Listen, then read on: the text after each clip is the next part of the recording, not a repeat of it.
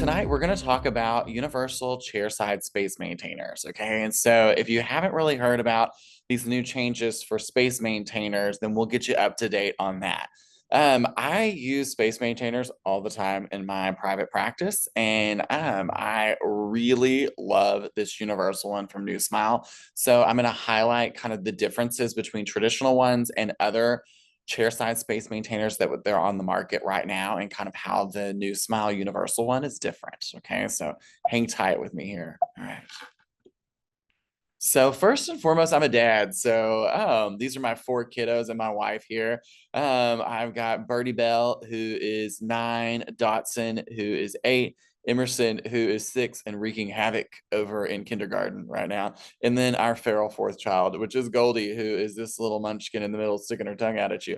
So this is what keeps me going. All right. I live in the middle of East Texas. So I live out in the middle of a pasture out in Canton, Texas. And I always like to say, if I can do it out here in the middle of nowhere, you can do it where you are too. Okay. So we drank all the Disney punch. So my wife and I both did, mostly her, and she drags the rest of us along. But when you have 4 kids, you're not really welcome anywhere. Not even Walmart wants you, but Disney does. They do. Okay.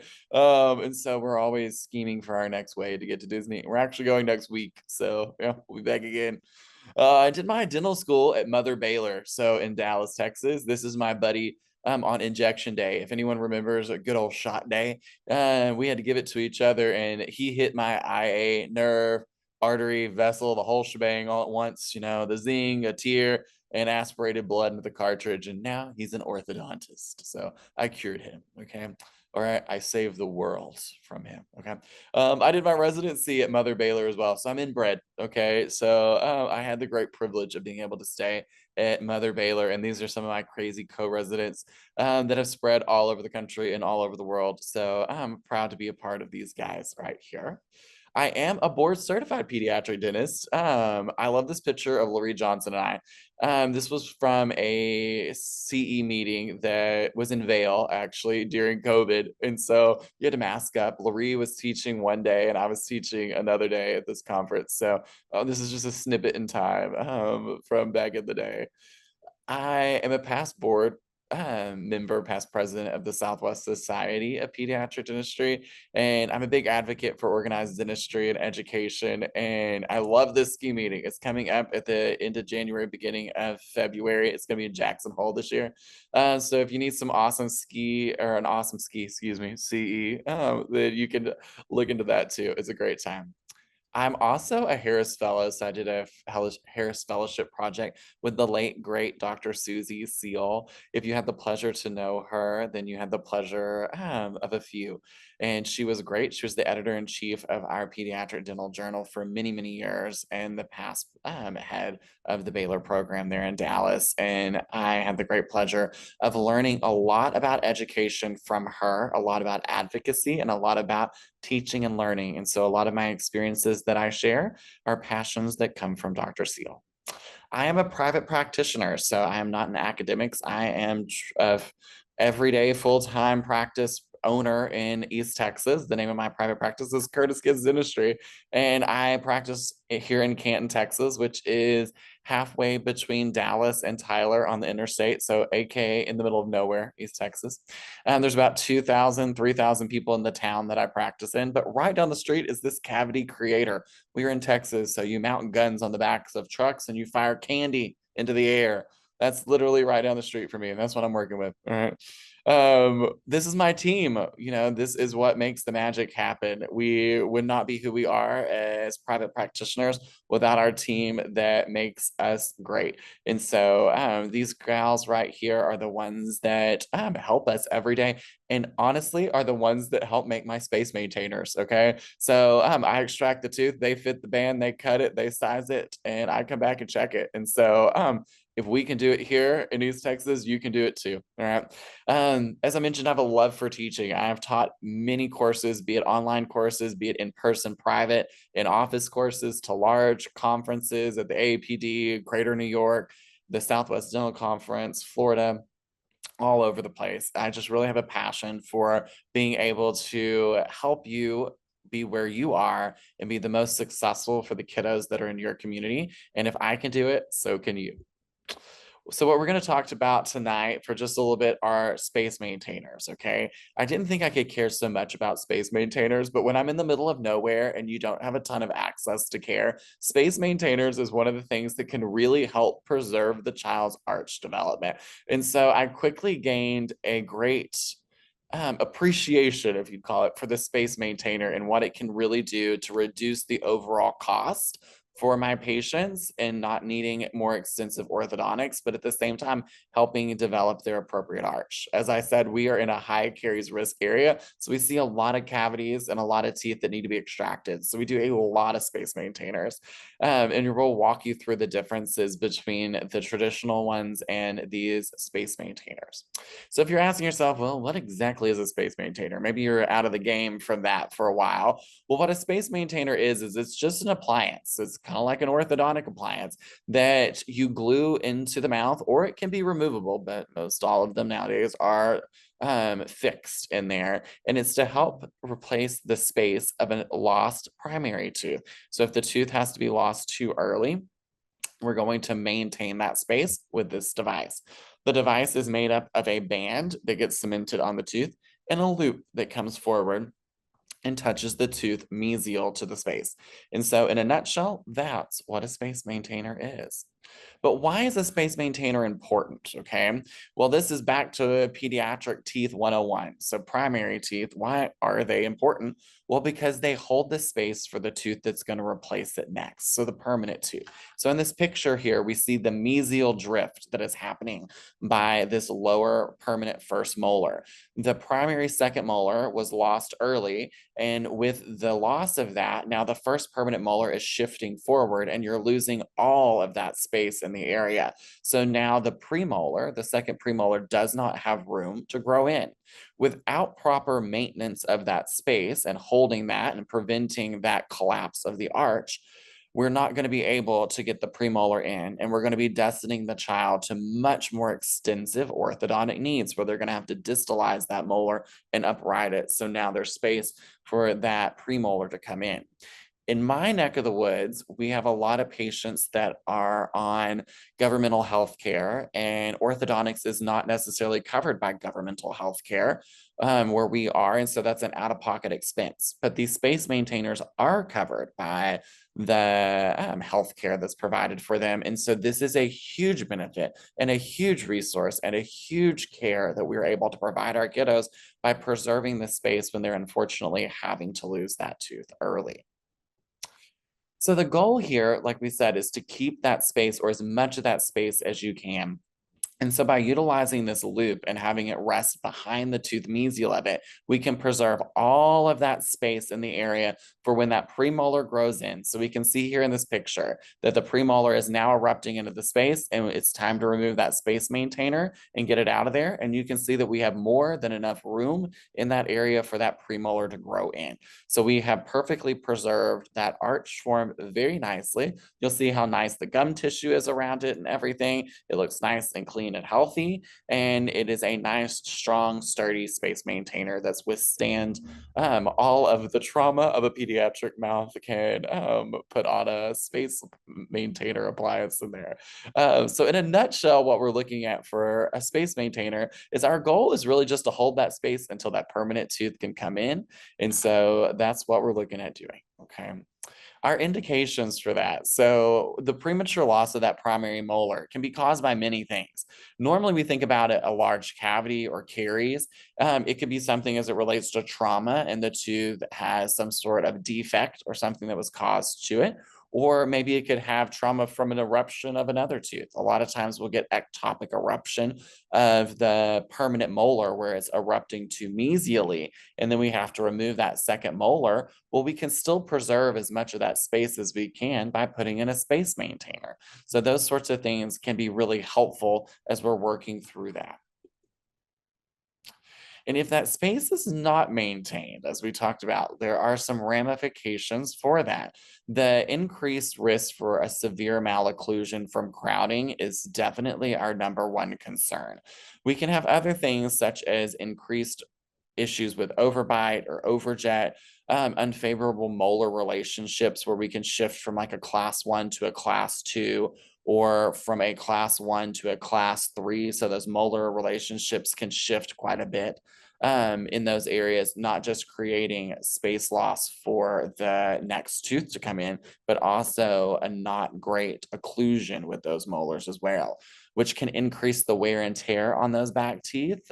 So more of an attrition issue as well. So some of our differences here between different types of space maintainers. So you can have a unilateral space maintainer or you can have a bilateral space maintainer. The ones we're going to focus on this evening are your traditional band and loop unilateral space maintainers. And so this goes on just one side of the arch. So it's meant to replace just one tooth that is lost. For a bilateral space maintainer, the band goes on each side of the arch, either the upper or the lower, and it will transverse the arch either behind the lower teeth or across the palate on the maxilla to be able to hold the space there. A bilateral space maintainer can have many, many functions and is used quite a bit in orthodontics in general, but we can utilize it in particularly when we're trying to hold the space if more than one tooth is lost. So if we lose tooth number S and tooth number T, we can put the band on number 30 and then the band on number 19, and that's going to help hold that entire arch together. But if we lose just tooth number S and we've got number T, then we can put the band around number T, and that's what we're looking at here. So in a unilateral space maintainer option, we've got traditional ones and we've got chairside space maintainers. There's several different types of chairside space maintainers, meaning that you make it yourself right there next to the patient. So for the lab fabricated one, that's going to be one where you're having to send off. But for the chairside one, you're actually constructing it right there together. And so the universal one made by New Smiles is quite different than some of the other ones on the market, and we'll walk through that. Your more traditional one from the lab fabrication is going to be soldered on the side, where the one where we're having a chair side space maintainer has the solder of the little joint on the mesial portion of it. For our lab fabricated one, okay, your steps through that is once you've extracted the tooth, you need to take an impression of the area or you're going to have to scan the area. In some pediatric offices, we do have scanners that we have. New Smiles has actually come out with quite a handy scanner if you're looking in the market for a scanner. And if you've already got that in your office, then scanning this would be much easier than taking an impression. In my office, we don't have a scanner. We don't do a lot of phase 1 orthodontics or things like that. And so, or aligners and such. So we don't really have a need for a scanner at the moment. So we would take an impression for a bilateral one. But for our chair side ones, it's so nice not to. But in my practice, I don't know if you find this in yours, when we're trying to take those impressions, it's trying to get the assistant that wants to take it. Nobody wants to take the impression. They're all pointing fingers. Sometimes we have our front check-in girl comes takes the impression because she used to work in ortho and she took 1,000,000 impressions back in the day. So sometimes she draws the short end of the stick and then you have to have someone pour it up, okay? And nobody wants to do that either, all right? And so just from the team aspect, nobody loves these lab fabricated ones.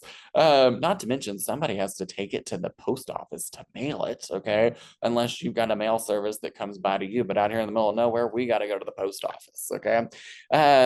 There is the accrued lab cost with that as well. So definitely you've got some manpower costs here, but also some lab fees there, okay? Not to mention you have to wait for that to be returned to you in time. And so this definitely is a more time-consuming process for you, your staff, and the patients, okay? So the pros here for these lab-created ones is you definitely have a really nice custom fit. There's no argument there. Like it's definitely a one-of-a-kind custom fit. Now, the longer the time between the impression and delivery, you may have changing of the spaces. So that definitely sometimes can be a downside to these lab fabricated ones. They have a really nice strong weld between the band and the wire. The cost, definitely the cost for these are more expensive to have a lab fabricated one. You've got the cost of postage and you've got the cost of chair time.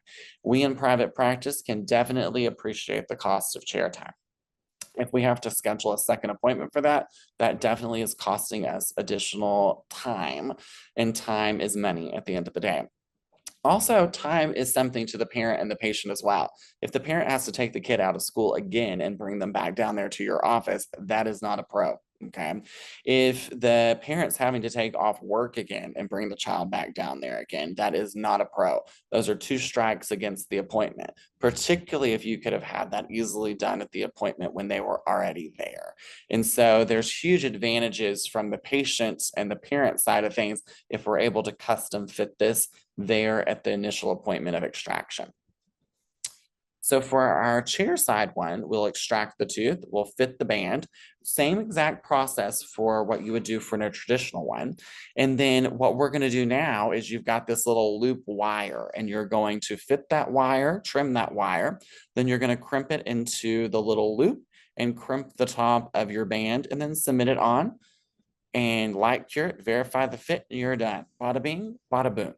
As I mentioned earlier, this is something that definitely my assistants can do for me here in Texas. That's something where it's just like putting on an orthodontic type thing. It easily comes off, easily can be put on. So that's something that can be glued on and we can check it. And so I have them help with that when they're able to, and the kid's cooperative enough. So that's really nice and helpful in a practice flow as well. The chairside space maintainer, the biggest pro for me is that it is able to be done very quickly and customizably for the child at that same appointment. Time is everything for me as far as it goes for efficiency for us as an office and efficiency for the patient and the parent. So that is one of the biggest things for me. The other thing, I am not a person that loves all of these sorts of things. I don't need 45 different ways to do all of this. I want the one way, the best way. Let's get this done. And so I really like that this is efficient. I like efficiency and I like effectiveness. And this being something that doesn't take a lot of time to do is very important because you've just extracted a tooth and you don't have a lot of time for that child to want to cooperate. And so we need to be able to work quickly and get this done in just a matter of a few minutes. And it is very quick and very simple. Okay. And that is one thing that the Universal Chairside Space Maintainer has greatly improved on, is that efficiency and quickness. Okay. One of the things here that we have to be conscious of is that you do have to crimp the band and you do have to crimp the little wire into the loophole. And so definitely that's something that takes a little bit of finesse and a little bit of getting used to there. Okay. One of the biggest differences between the new Smiles system and the leading competitor system is that there is one band. Okay. There's not a maxillary band and a mandibular band like the other competitors. That's huge because that's less ordering you have to do. That's less supplies you have to store and less cost for you. If I can use the same number 32 band on tooth number A and use it on tooth number T, that is huge. So I'm just going to be ordering more of 32s and less of the 32 for the top and 32 for the bottom. Okay. So right off the bat, you've cut your inventory in half because you don't have to house as much of it. Your storage box is not 2, it is 1. The other thing that is really great about the new Smile system is there's not a wide and narrow size to the wire, because you would have to have wide wires and narrow wires, wide bands and narrow bands. So now once again, by not having wide and narrow little bands and loops, then you've just once again decreased the amount of ordering and decreased the amount of stock that you need by half, because it is just one loop wire. Okay, that is really nice. So less fuss, less stuff. Okay, I love that. My staff loves that. That just makes ordering easier and more efficient. And I don't know about you, but if we can make things easier on our team, I'm all about it. One of the other differences here is that in the leading competitor, the loop tube, okay, the tube on that band is very long. The one on the new Smile is shorter, okay? What's nice about that shorter length to the tube is that when you've got a kid that's got space loss, sometimes you're having to trim that tube and you're having to cut it with like a 330 and then put your little burr in there and drill out the middle of it. That is very tedious. It is very time consuming and it is very annoying. Okay. If you've ever had to do that, you're frustrated. And I've had to do that many times. And I thought to myself many, many times, why is this tube so dadgum long? Why do I have to cut this off?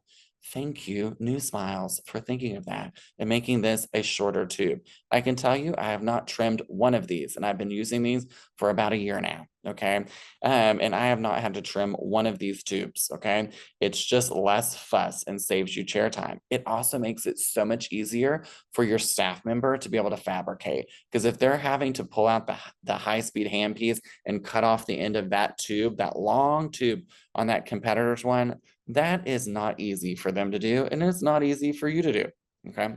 So that is one of the things I really love about the band design, okay?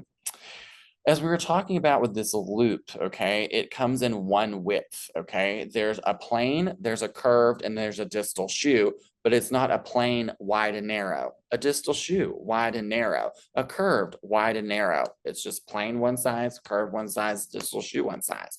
I don't really do distal shoes, so I don't even carry the distal shoes. I just have a couple of them. I don't do them, so I don't have them in my box. So once again, that's just one less thing I don't have to worry about keeping up with, okay? With the competitors, there's a lot of other little things that if you drop the box or if the staff accidentally orders the wrong thing, then you're stuck with those, okay? And so we definitely want to be conscious of that. And once again, this is less stock that you're having to order and house and purchase, okay? So once again, that makes it more efficient and cheaper for you. One of the other interesting things here is in their loop design, okay, they didn't make the curvature one as high of a curve. They made it a little bit shorter, so that way it doesn't impede as much upon the gingiva, okay? And so when you, sometimes you're resting upon that canine and that plain loop doesn't fit as good, and you need a little bit of curve to it, and you can curve it up or you could curve it down, and that curve to it can really help it nestle in there and not push so much on the gums. Well, the leading competitor sometimes was too high and it would slide up above that canine cusp tip, and that would be very frustrating to have to deal with. And so this one's curve is less, which is very convenient as well. This is my favorite thing, okay? Stop and pay attention. My favorite thing about this entire design as it relates to these loops. How ingenious is this, y'all? They have laser marked these with 1 millimeter increments, okay? When they showed me this at AAPD Denver, I was at the booth and they came over and said, "Hey, what do you think about this?" I said, "How many can I have right now? I need all of these, okay? No more do you have to guess. How much do I have to cut off of this? Ooh, I need to cut just a little bit more." No, there's a ruler on this thing. You can put it in the mouth and you can see, I need to cut off 4 links of that. And I clip, slide it in the loop. It cuts down your trial and error to fit it so much quicker because there's laser markings.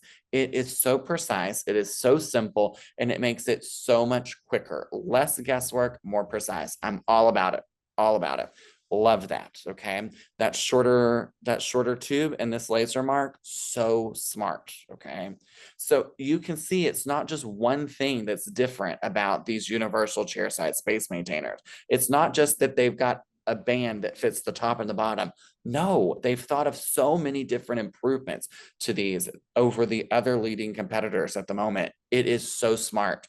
That universal size is just one piece of the puzzle. That shorter tube, those lines, the one width, smart, smart, smart. And it's cheaper, people. It's cheaper, okay? To me, this is a no-brainer, okay? So you could switch tomorrow, and I think you'd be perfectly pleased, okay? If you're one that is new to these chairside space maintainers, and you're like, I've always find them cumbersome and tedious, and I'm just like, I don't know about the strength of it and all. These things are so easy to work with, okay? Let's walk you through how to do it, okay? Step by step here. Step 1, you extract the tooth. Guess what? You can already do that, okay? These are all the gadgets that you already know that you need, okay? You take the tooth out. Step 2, you're gonna size this band. Now, when you look at this band, you're gonna look at it and be like, my gosh, that is too big. You're right, it does look too big because the top of it is not crimped as much, okay? They leave it wider at the occlusal so that you can adjust it yourself, okay? All you have to do is take a bite stick, a band pusher, or a crimper, and you're gonna crimp the top of this to make it fit better, okay? Easy. You size it, make sure it doesn't rock too much. Bada bing, bada boom, you've got it. Do you see the shortness of this tube right here? Okay, it's covering about half the space. The competitors is going to be almost touching the back of that canine. Okay, it is definitely a distinctive different length. Okay, now you'll see how I'm going to fit the loop. I put the loop in and it's too long. It's riding up above that canine height in that first picture. In the middle picture, I've trimmed off the edges and then I've slid it into the tube. Once again, we've got those laser markings now where you can more precisely do it. I have not crimped the top of this band just yet. What I like to do is now that I've fit and trimmed the wire, what I'll do is I will crimp the um the loop right through here. I'll crimp the tube. You can use any sort of thing to crimp this, all right? You can use these special little crimping tube things that New Smiles has, or you can use just a Hal plier. You can use your crimper that you would use to do for your stainless steel crowns. Any sort of little plier, you're just going to squeeze that and crimp that tube together. You'll see how I've also crimped the top of it. Whatever I'm using to crimp the tube, I literally take and bend the top of the occlusal of that wire over, okay, excuse me, of the band over, and I use that to crimp the top of it. One tool does it all, okay? You can use the band pusher, you can use a bite stick, you can push and pull with any sort of tool you want to, but I'm an efficient person when it comes to those sorts of things, so I've got it handy. That's all I'm going to use, okay? You can also, this is it cemented. I love to use just like my plain cement that I use to cement crowns on, which is Reliac cement. This is what I like to use. It's a light cure glass ionomer. So it's really nice. I like to just smear it all over the top of the tube. So it creates almost like a little sealant over there. And I tell the parent, don't worry, it's going to wear off just a little bit, those little white pieces, but it's going to stay nice around that area. This is a really nicely adapted band. And I did that just by crimping it, okay, with just crimpers, all right? You'll see how it rests nicely behind that canine. It's not pushed into the gums. It's not rising up over. It fits nice and straight. The other thing you can do is if that canine is really tucked over, you can actually take your crimper and you can bend that wire more to the buccal or more to the lingual as well. Or you can bend it more to the incisal or more to the distal as well. So you've got some give and some play with that as well. The bond strength of these are laser welded with that tubing to the band. So it's a very, very strong bond to that area. So let's kind of go back to really what the main thing we're looking at here, okay? Let's look at this picture again. We're looking at trying to make this process go, our goal here is to preserve the space, okay? Our traditional way of doing that was with our old school band and loop, where you soldered that to the side of it. Not that that is an inappropriate use of that. No, it's still a great fix. But if we're trying to make this quicker, more efficient for both you, the doctor, and the patient themselves and the office as a whole, this is definitely quicker, more efficient, and cheaper than the traditional way of doing it. And it's just as good of a service, okay? In my book, it has to be a win-win-win. A win for the patient, a win for the practice, and a win for me, the clinician. If I can get a win-win-win, it's a home run every time. In my book, this is a home run because it hits it out of the park on so many levels. Not to mention it's cheaper for you too, okay? And so that's just a really nice thing in the grand scheme of things, okay? So this helps us be able to preserve that space of that primary tooth loss.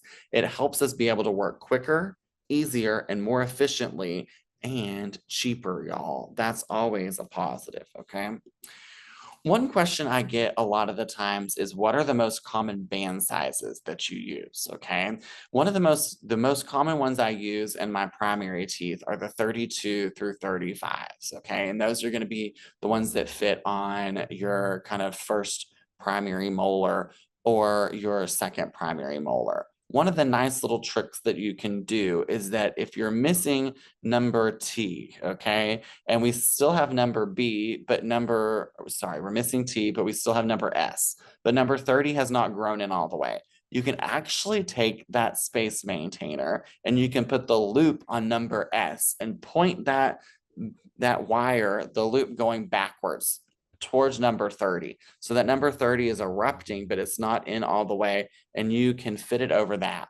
And so that way, if the band won't fit on number 30, you can put it on top of that first primary molar to be able to still preserve the space. I had a case that came in today for a regular checkup, and that's exactly what we did. And so some of those smaller sizes in those loops can be really handy for your first primary molars. But most of the time, we're going to be fitting these bands on second primary molars and first permanent molars. Those are our main ones that we're going to be seeing, that we're going to be utilizing those for, okay? Let's kind of take it back to this one right here. So in this picture, I want us to kind of understand that we're not just going to be crimping the tube. We need to make sure we're crimping the top of that band. Fitting the band can be something that's kind of annoying for some people because you want it to be a really, really snug, tight fit. That's what we're traditionally taught, is that we want that band to not move a lot, for it to have a nice, snug fit. Well, when you're using the universal one, it's going to be a little bit of a give to that because it is more generic, and you yourself are going to be the one that has to put a little bit of effort into making that more customizable fit for that area. The other thing that we hear is the cumbersome of this wire, okay, of this loop. So that's something that I hear a lot of people complaining about when it comes to these chairside ones. And that is where this laser marking has made it so much easier for you, y'all. When you're sitting there just trying to eyeball this and trying to fit it into that tiny little tube and the little wires together, it's so hard when you're not having those little lines on there to know exactly which way to trim, okay? Sometimes if you're struggling to be able to get them to fit in, if you'll cut one longer and one shorter, okay? So let's go back here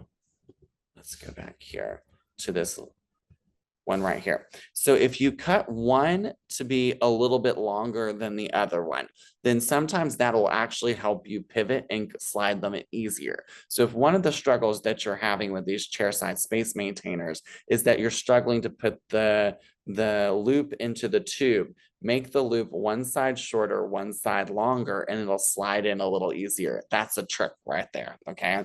So just a few little extra little pieces there. If you're finding that those are some of your frustrations with that, that definitely will make this a lot easier for you. So some of the things that I've learned and worked through over time there that can come back to help you, okay?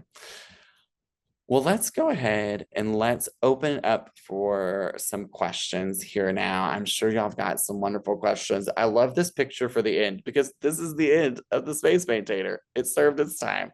That permanent premolar is in, and we're ready to rock and roll and get that guy off of there, okay? So far, we have no questions. You've answered everything. Everyone, for everybody, yeah. Does anyone have any questions? Drop them for sure. Like Dr. Curtis is here for you now to answer these, although there is his information and he will answer you if you think of Yeah, something later. But this, or I mean, space maintainers or anything you want to ask, practice management, yeah. Any other New Smile products that you want to ask about? if you want to ask about our scanner. Yeah. Since no one's asked anything yet, and we do still have a few more minutes, we do have a Cyber Monday sale going on. Um, that is good through the rest of the week. Um, we do have a couple questions. Okay, so good through the end of the week. If you spend $1,500 in New Smile product, you can get $500 off a sew-in or sleeper one. And if you don't know what a sew-in or sleeper one is, we have webinars about it on our website. You Dr. need to get one. Yeah, Dr. Curtis uses it, and if I you don't sure have do. one, get it. And don't forget about your tax deduction for the end of the year for technology. So the SOAN, Sleeper One, and the scanner can all be applied to that. So talk to your accountant if you don't know what that is, and reach out to us to get some of those discounts. We also I have would $500 off the scanner, so let us And know. I would say that this tooth was taken out with the Soan. Okay. I know in the picture it's got the traditional out there, but the Soan is like immediate. All right. You put that into that and it is going to go to sleep instantaneously and you rip that tooth out. It is a game changer. So if you have not looked into the Soan, you definitely need to do so. In our office, we call it the Sloan. Like I need Sloan. Get a Sloan. Sloan. We Yeah. need Sloan for this guy. And people pronounce it all sorts of ways, and I say, if it's yours, you can call it whatever you want. So That's right. We call you it pronounce Sloan. it exactly. Pronounce it however you want. All right, we do have some questions. So good, great. Um, we have, do you usually wait to remove the space maintainer until the permanent tooth is all the way in like this? Oh, great. Yeah. So let's kind of go back to this picture here. Okay. So our last one. So sometimes I do, sometimes I don't. Normally, my big rule of thumb is when I've got it on the second primary molar like that. When the first permanent molar comes in all the way and we've got two teeth there together, then it is okay to remove the spacer. Okay. So you could have definitely removed this spacer before then. All right. This spacer actually came to me like that. So that's why I took a picture of it because I was like, this is perfect. All right, this is exactly when this tooth needs to be removed. And so it could have been removed before then. Some people really like to leave those space maintainers on there until that comes in like this. Okay. Now let's say, what if it was tooth number T that was removed and we've got the space maintainer on tooth number 30, okay? Ideally, we're going to try to leave that space maintainer on there until the premolar comes in all the way. Sometimes if you lose tooth number S before that, you may have to pay attention in trying to trade it out or paying attention to how that premolar erupts through. But sometimes we can take them off early. Sometimes it's best to leave them on. It kind of just depends on case by case basis. But if I've got two teeth and occlusion behind the space, I'm totally cool taking it off of there. And a lot of times the kids are excited to be done with it so they can eat Starbursts again. Awesome. Okay. Thank you for such an informative lecture. Just wondering, what is your reasoning behind not using distal shoes at your practice? Oh, cool. Yeah. Um, I have nothing against distal shoes. I just find that I don't always have the highest recall rates. Okay. So out in East Texas, we're in a rural area and we'll have a lot of patients that will drive 45 minutes to an hour to come see us. We do have some local patient base that comes to see us every 6 months, but we have a lot of patients that may be coming to us just for treatment and then they're driving back to where they come from. And for those patients, I just don't feel comfortable sending them off in the world with that thing stabbing them in the gum. I've just had a lot of kids complain about those when I put them in, and my patient population in general just has not really liked them very much. And so, for me and my patient population, I've just found that those are something that is not necessarily a premier offering of my practice, if you would say. So nothing against them. If you love distal shoes, this can be a great distal shoe for you because you can customize it. Okay. You can take the x-ray afterwards, make sure you love how it fits and all that. So if you're a distal shoe person, it's a great distal shoe. Okay. It's just not my cup of tea. Awesome. I love the idea of curving the appliance along the arch form. Can you please give a step by step? Yeah, so let's look. So this is a great picture here of the curved one. Okay, so this is a pre-curved spacer of the loop. Okay, but let's say you use the plain one. All right, you could easily add in a little loop on the end of it to bend it up more or to bend it down more. Okay. Let's say that the arch is not perfectly aligned and we're having to bend it a little bit more.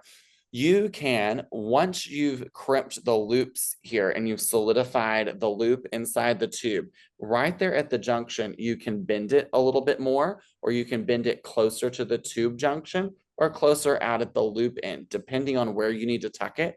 You can do that with just 3-prong pliers, okay? If you've got those orthodontic pliers, or you can do that with just your crimpers and kind of just bend it. And so these things are actually pretty bendable. And so that's really nice. I like it when you have the plain loop if you're going to bend it. I'm not such a big fan of bending these curved ones as much just because there's already a lot going on there in the loop by itself. And so bending that from one way to the other can be really, really helpful. Okay. And so it's kind of like an eyeball type thing. You just kind of have to wing it. But that would be how I would go about doing it. Once again, I like to use like a little crimper of a sort to crimp the band and loop in place and also to crimp the occlusal. So I would do the same thing with that loop as I'm adjusting its alignment. Great. Okay. Do you place space maintainers in class 3 situations / LLHA? Say that one more time. Do you place space maintainers in class 3 situations? Oh, okay. Yeah, I do. I do. Partially just because I am trying to preserve as much of that arch form as possible, no matter if it is a class 1, class 2, or class 3, because the goal of the space maintainer is not to adjust the molar relationship, it's to preserve the arch length. Okay, two totally different concepts. So in the class 3 situation, if you're wanting to correct the class 3, that's definitely going to be more orthodontic related. But when we have that tooth that we have to get into the space, we're trying to preserve as much of the arch form as possible. And that is the root goal of a space maintainer, particularly a unilateral one, is to preserve that space for that one tooth without collapsing the arch form. So great question. But yeah, I would totally do it. Great. Do you offer a buyback or exchange program with the purchase of your chairside kit? I will answer that. Yes, we do a buyback program for the space maintainers. So if you have a competitor, we will take your competitor space maintainers, and then we will sell you ours at half off. So not only do you have half the inventory, but we'll sell them to you at half price. So if you're interested in that, definitely reach out to me or Jordan tomorrow or sometime whenever it's good for you. So yeah, that's a really good. We also do that for our ZRs too, if you're interested in trying out our ZRs and our signature, which is our pre-veneered SSC. So if you're interested in any of our buyback programs, definitely that's a good perk. Any special offers for the scanner? Yes, we are offering $500 off the scanner to help you get your technology discount for the year. So if you're interested in that, please let us know. We can also get on a call and kind of show you how the scanner works. We do have scanner webinars that are pre-recorded as well on our website. So with Dr. Casey Lynn out of Florida. So those are really great to watch. Our scanner is very simple to use. Comes with the wireless. We have a wireless and a wired. Comes with pediatric tips and regular size tips. So if you want to know more about that, whole nother webinar, but really great scanner for pediatric. It was really simple. I saw it at in Denver, and there were so many people checking out that table Yeah. at AAPD this year, and it was really cool. Yeah, very simple to use. So, and open architecture, so you can use it with any lab. Most important. Yeah, that was nice too. Yeah. Any tips for fitting when tubes are angled into the gingiva? Great question. Okay, this kind of comes back to when I was talking about you can bend this up and down. Okay, so if you're fitting it and it's kind of feels like it's angled down more towards the gum, you can do one of two things. Okay, you can either get the curved one, just like this in this picture, that goes up. And that curve, if you face that curve upward to the incisal, that can really help you be able to not have to bend it as much. And then it auto corrects itself upward. That can be really nice. Okay.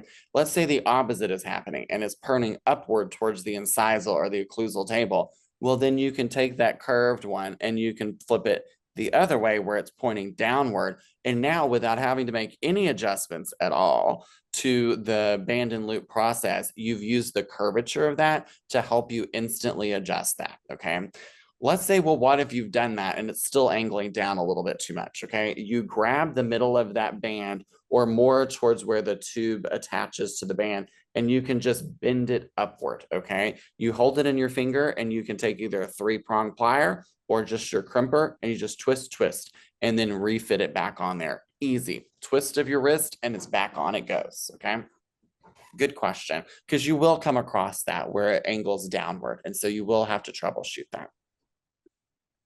Love these questions. Good job, y'all. All right. Do you place B and L, so betas and loops, on first permanent molars to preserve the space for the second primary molar? Yes, I do. I do.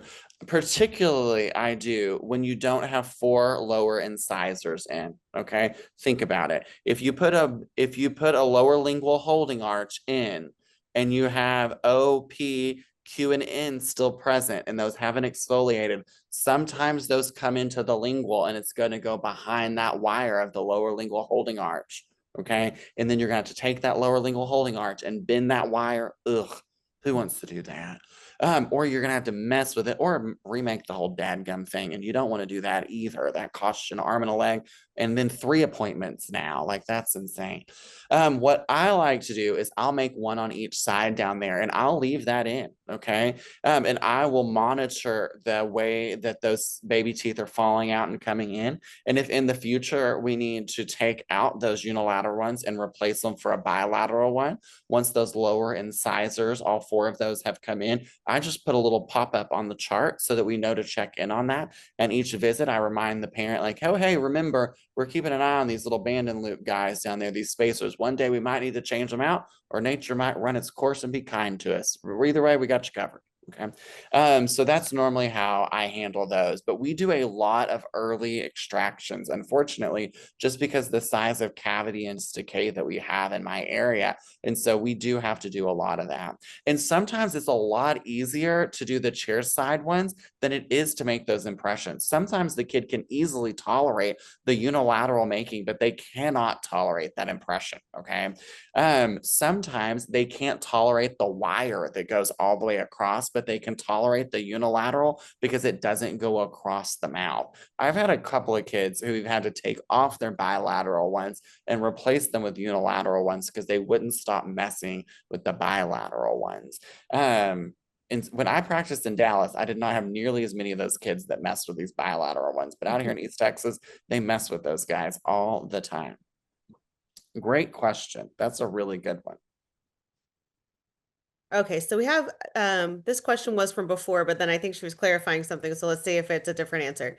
I love the idea of curving the appliance along the arch form. Can you give a step by step? And then she said, I mean, right or left, like to follow the curve of the mandible. Yeah, so if you're gonna like bend it from the right side or bend it to the left side, all you do is, opposed to bending it up and down, okay, you're gonna bend the wire the other way. So if it's pointing this way at you, okay, you literally grab it and you're gonna pull it and crimp it there in the middle. So you're gonna grab the loop and just pull the loop to the right or pull the loop to the left, okay? And you're just gonna grab each of those and just bend it a little bit. And I would bend it in the tube area, unless the loop is really long. If the loop is long, then you can bend it at the loop, but I would try to bend it in that tube area, but you just literally pull it to the right or pull it to the left to follow the curvature better. Great. Do you do 3D lab fabricated space maintainers when 6s is not fully erupted? Good question. So when 6s aren't fully erupted, no, I do not. I will do these unilateral space maintainers for those, okay? The only exception for that would be is if we had 2 teeth out. And then once again, if we had like T and S that are both extracted. But if I don't have 6s, then I can't do anything anyways, okay? But if I've got a missing number S, but I've got T, but I don't have a a 6 in yet, then I'm using a unilateral one. If I've got a erupting number 6 and I'm now extracting T, but I've got S present, I'm going to do a reverse band and loop where I'm going to put the band on tooth number S and put that loop going backwards, almost like a modified distal shoe, if you want to think about it like that. The tooth is coming in, but it's not in all the way. You're going to use that loop as a guide to guide in the eruption, and that works great. Like I said, I just had one of those in today. Great. Do you find band and loops on 6s on both sides work equally well as lower lingual holding arches? Yes and no. It really depends on the case. And so, in that sense, I would say yes, actually, because I wouldn't do it if I didn't feel like it didn't work as well. And as I was saying, sometimes the kids, you just get a read for the kid that, like, you're just not going to do as good for that. Or maybe the setting that we're doing it in is not as conducive for a bilateral. Let's say I'm doing an IV case, okay? Am I going to stop and do a scan for that and send that off for 3D printing while I have you under sedation and asleep? Or am I going to stop and take an impression? My anesthesiologist hates us taking impressions. I don't blame her. I'm putting goo in the mouth with like a throat pack in, like, please don't aspirate that. Yeah, it's not the greatest idea, people, okay? But sometimes that's what you have to do if that's what the kid needs it. But it's definitely something where, can the kid tolerate the delivery appointment, even if I can get a good impression while you're sedated? And even if I get a good pour and the lab makes a good one, can I get that kid to come back and cooperate for that? Most every one of those, I'm trying to band and loop those. Okay. If I can get a band and a loop in there, I can get that to work. That is a huge benefit to the parent because they're not having to worry about coming back for a second appointment and the kid being stressed out. It's a huge benefit to the kid because they're asleep for the process. They didn't even have to worry about it. So I'm a huge fan of those on sedated patients. And I'm a really big fan of the ones where I'm worried about the kid picking at it and playing with it. I find if I can adapt these, just like this one's really, really close to the gingiva, guys. You see how far down this sits? That's another positive thing with that curved one. You can push it down really close to the gums. I tend not to worry about it pushing in the gums. I tend to worry about it pushing up too high. I don't want it to go up too high because if it goes up too high, they're going to play with it more. If it goes down lower, they're not messing with it. They're just brushing it. Okay. Maybe they're a little irritated by it, but brush it. You're going to live. You're going to be great. Okay. It's going to be fine. All right. But I don't want it flying upward. Okay. And so those are one of the big things there when we've got a kid that might be a little bit more picky about these sorts of things. Make sure we set it down lower. And I really like it for that kid too. Awesome. Any other questions? Y'all have had great Yeah, questions. those are great. Great. We Great. normally always get really good questions on our space maintainer lectures because there's always a lot. And I add these into each lecture. So I always add in more of these that we talked about. So these are all really good ones. I'm also going to drop my information in the chat. So there's my email. That's my cell number, so you can text me or call me. I won't always answer, but I'll always call you back. I do have 4 kids, so they don't always let me answer, but I will answer when I can. So any questions about this or any other New Smile stuff, just go ahead and contact me. One more question just came in. Sometimes when band and loops are too low, have seen gums growing over. What are your thoughts on that? Yeah, definitely. It's just like any other orthodontic appliance type thing. And that's what sometimes I call these pre-braces for the kiddo. And it's also a really great way for the parent to think about it too, is that they think about braces as uncomfortable, but they think about this, which is an orthodontic appliance, as being totally painless. So I don't sell this as it's going to be a completely painless thing. Yeah, it might be a little irritating around the gums. Yeah, maybe it kind of sticks down in the gums a little bit, but as long as you keep it clean, it comes out of the gums really easily, and the kid doesn't tend to fuss too much about it. A lot of times it just requires them making sure they do a little bit better brushing around there, and I make sure to point it out to the parents at their regular checkups parents, and we take intraoral pictures of all of it so we can show it to them. So sometimes the parent will get home and they'll be like, oh yeah, we've been doing this, but now I feel like the gums look different. And it's really nice for them to be able to send you a picture of it and you to be able to see what it looked like when they were there last and what it looks like now. And you can even show that to the parent, be like, well, it looks about the same, or it looks a lot better than it did. So it's able for a way for you to give them feedback to it too. But I normally don't get really worked up about it bending down in the gum some and kind of pushing on that gingival area, as long as it's not causing any sort of like periodontal abscess or periodontal issues. But those are really few and far between if you've got a good fitting band. If the band is loose, that's when you have issues. But if it's just the loop going down, it tends to be fine for the most part. Great. Couple more questions coming in. All good. I see. Sorry, last question. Keep asking. You got Dr. Curtis here and you got me here, so keep asking. Yeah, when we get off of this, we both have to go back to our 4 kids. So come on, bring on the questions. Do you use SSCs with space maintainers? Yes, I do. I do. So, well, there's a picture of one right here, actually. Yeah.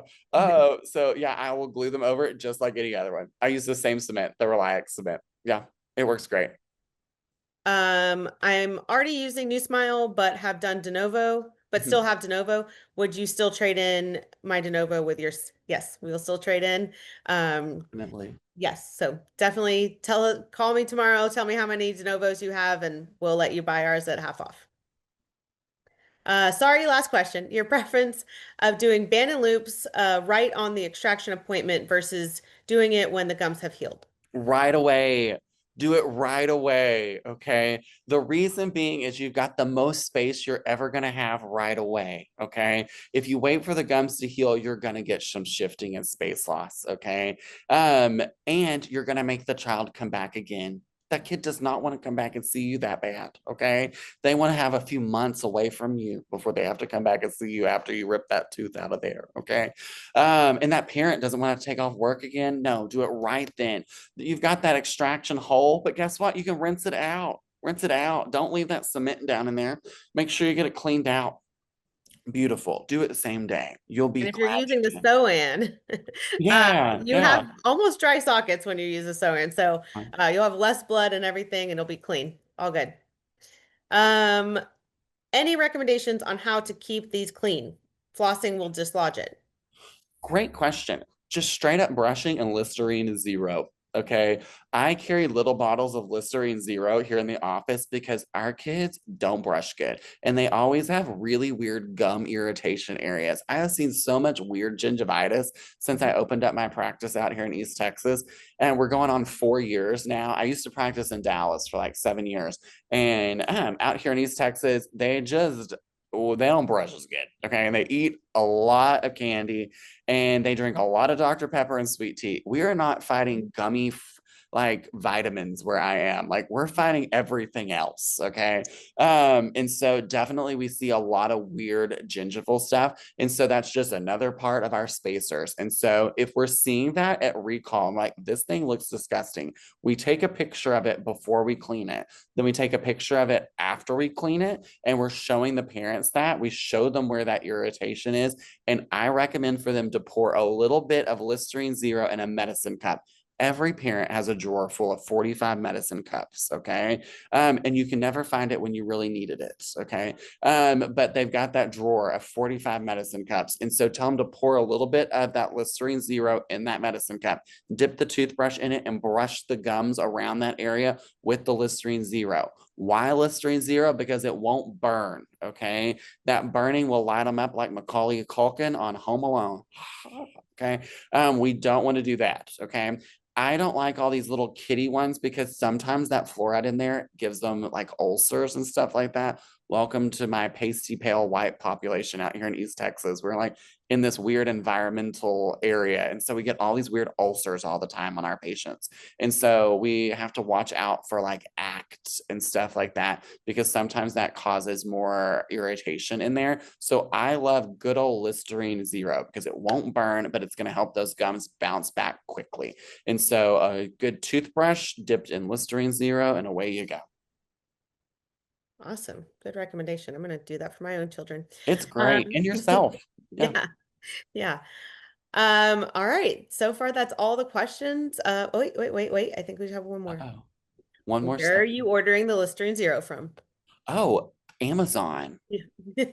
They're little bottles on Amazon. My staff got really tired of me telling every other patient, you need to go to the dollar store down the street on the aisle where it says Listerine. Go get the. So we just ordered them and they're really cheap. Like, I mean, they're really cheap for these little bottles and we just give it out. Okay. I'm just like, no, use this, please. And so it was very inexpensive and we just order it in a big bulk box off Amazon. Yeah, but I think they do have it at the dollar store. I have seen it there too. Yeah, So they do. They've yeah, got it at the dollar store. That's why I just sent them. I mean, we live in the middle of nowhere, but we got a Dollar General. You just yeah, go down to the DG and get you some DG. Listerine Zero. That's right. It's not Dolce and Gabbana out here, No, people. no, not in Texas. DG, Dollar General.